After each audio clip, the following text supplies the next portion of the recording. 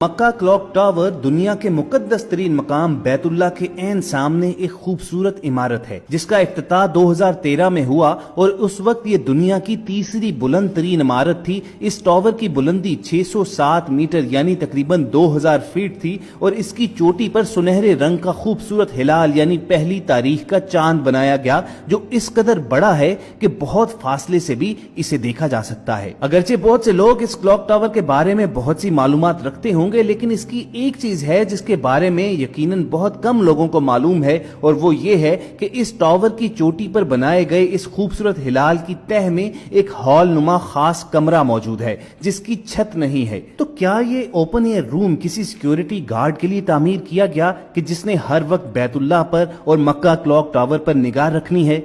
तो दोस्तों ऐसा हरगिज नहीं है, बल्कि ये ओपन एयर हॉल सिर्फ अल्लाह ताला की इबादत के लिए मुख्तस किया गया है। इस वक्त ये हॉल दुनिया भर में इबादत की बुलंद तरीन जगह है। आप इसे दुनिया की बुलंद तरीन मस्जिद भी कह सकते हैं। जमीन से 2000 फुट बुलंद मक्का क्लॉक टावर के सबसे बुलंद मकाम पर सुनहरी हिलाल की बुनियाद में जो खास कमरा बनाया गया है, इसे कायनात के खालिक की इबादत के लिए वक्फ किया गया है। इमारत की तामीर के लिए काम करने वाले इंजीनियर्स का कहना है कि इसकी मंसूबाबंदी करने वाले चाहते थे कि काबतुल्लाह के पाकीज़ा और रूह परवर नजारे के साथ नमाज की अदायगी के लिए जगह तामीर की जाए, जिसकी तकमील के लिए बुलंद तरीन मकाम पर वाक़े हिलाल के अंदर ये खास कमरा बनाया गया जहां मुसलमान बारी ताला की अजमतों का इतराफ करते हैं और उसके सामने सरबसजूद होते हैं। मक्का क्लॉक टावर के इस ओपन एयर हॉल यानी दुनिया की बुलंद तरीन मस्जिद तक रसाई के लिए एक तेज रफ्तार लिफ्ट के जरिए जाना पड़ता है। लिफ्ट का सफर खत्म होने पर आपको 18 मीटर का फासला पैदल तय करना पड़ता है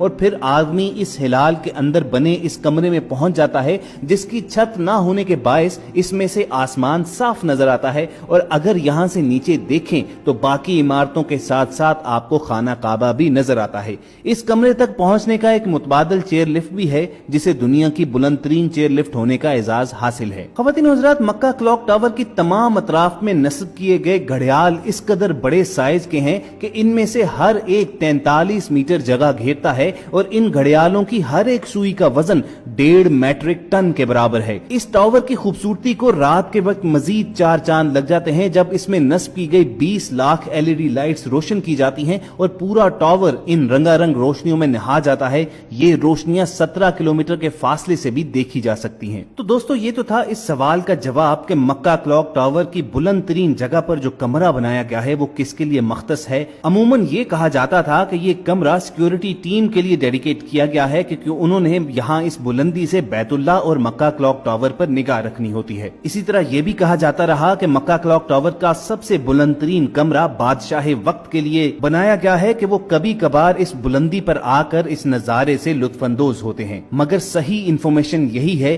कि ये कमरा बादशाहों के बादशाह अल्लाह ताला के इबादत के लिए मख्तस किया गया है और इस वक्त ये दुनिया की बुलंद तरीन मस्जिद करार दी जा सकती है। हम सब अपने नाजरीन को अगर मक्का क्लॉक टावर की तामीर के बारे में बताएं तो जरा सोचिए कि वो घड़ी कितनी फख्रो इम्बसात की घड़ी थी जब दुनिया इस्लाम के मुकद्दस तरीन शहर मक्का में दुनिया की सबसे बड़ी घड़ी की तंसीब के लिए बुलंद तरीन क्लॉक टावर की बुनियाद रखी गई। ये क्लॉक टावर मुसलमानों के मुकद्दस तरीन मकाम खाना काबा के पहलू में रुकने यमानी से चंद ही कदम के फासले पर मुकद्दस पहाड़ी सफा के पीछे सड़क के पार तामीर किया गया है।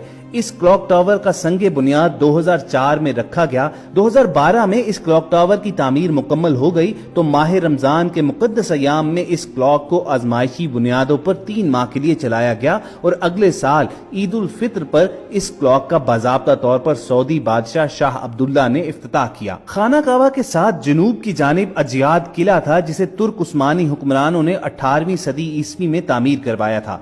बिल्कुल इस जगह पर सऊदी हुकूमत ने मौजूदा अजीम मंसूबे का प्रोग्राम बनाया जिसमें दुनिया के सबसे बुलंद क्लॉक टावर, हजारों रिहायशी कमरों के अलावा एक 5 स्टार होटल की तामीर का मंसूबा भी शामिल था। इस मंसूबे को अमली जामा पहनाने के लिए यहाँ पर पहले से मौजूद किले को मस्मार करना जरूरी था। 2002 में जब अजियाद किले की मस्मारी का काम शुरू हुआ तो तुर्क हुकूमत के माथे पर बल जरूर पड़े मगर सब कुछ बेसूद साबित हुआ क्योंकि उस वक्त तुर्की की बजाय खाना काबा की तवलियत सऊदी खानदान के पास थी और खादिम خادم حرمین شریفین کا تاج سعودی حکمرانوں کے سر پر سجا تھا۔ 8 سال تک مسلسل زیر تعمیر رہنے کے بعد جب 2012 میں اس کی تعمیر اپنے پایہ تکمیل تک پہنچی تو یہ زمین سے تقریباً 1972 فٹ یعنی 600 میٹر بلند تھا۔ اس ٹاور پر لگا ہوا کلاک زمین سے تقریباً 1750 فٹ کی بلندی پر نصب کیا گیا ہے۔ کلاک کے ڈائل ایریا کا رقبہ تقریباً 20,000 مربع فٹ ہے، جبکہ اس کلاک کے منٹ کی سوئی 72 فٹ اور گھنٹوں والی سوئی 56 فٹ لمبی ہے۔ کلاک کے اوپر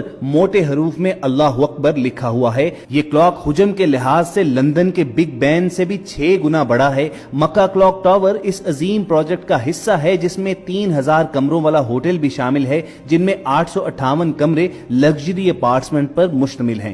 ان کمروں کی کھڑکیاں خانہ کعبہ کی طرف کھلتی ہیں، جہاں سے خانہ کعبہ اور مسجد الحرام کا روح پرور نظارہ ہر وقت کیا جا سکتا ہے۔ حج کے ایام میں اس کمپلیکس میں تقریباً 6500 زائرین قیام کر سکتے ہیں۔ اس کے علاوہ 10,000 نمازیوں کے نماز پڑھنے کے لیے بھی ایک بہت بڑا ہال بنایا گیا ہے۔